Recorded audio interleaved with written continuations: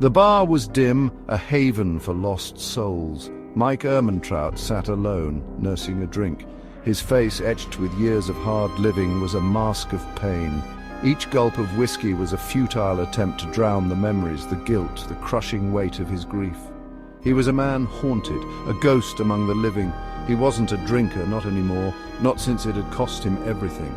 But tonight was different. Tonight he needed the burn, the oblivion. Tonight Mike Ehrmantraut was on a mission of revenge.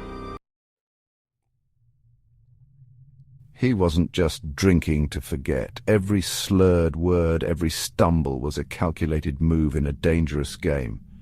He was setting a stage, crafting a persona, that of a washed-up old drunk, harmless and pathetic.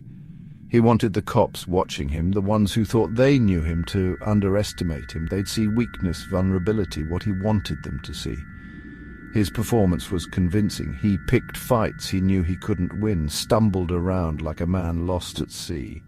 He even drew the attention of the two Philadelphia detectives who had come to Albuquerque looking for answers about their dead partners.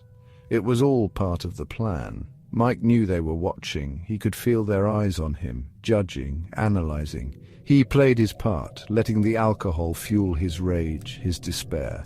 But beneath the surface, a cold, calculating mind was at work. He was leading them on a dance that would end in a confession, his confession. The pain in Mike's eyes told a story of a father's love and a son's tragic end. His son, Matty, a good cop, had been murdered by his own partners after refusing to play dirty.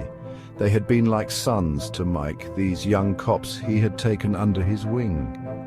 He had believed in them, trusted them, and they had betrayed him in the worst possible way. The investigation had been a sham, the truth buried under a mountain of lies and corruption. The cops responsible were still out there, protected by a blue wall of silence. Mike had tried to fight, to find justice for Matty, but the system had failed him. So he chose a different path, a darker path, the path of revenge. He let them take him in, a broken-down drunk with nothing left to lose. The interrogation room was cold, sterile. Detectives Sanders and Abasi stared at him with a mixture of pity and suspicion.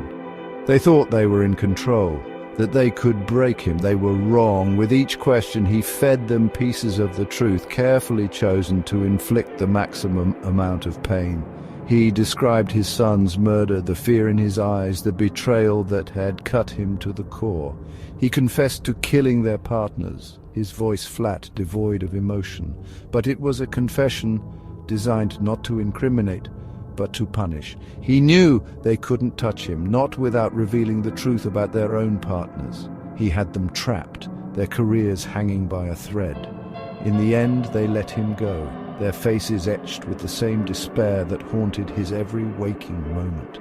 Mike had had his revenge, but it was a hollow victory, a fleeting moment of satisfaction in a life shattered by grief.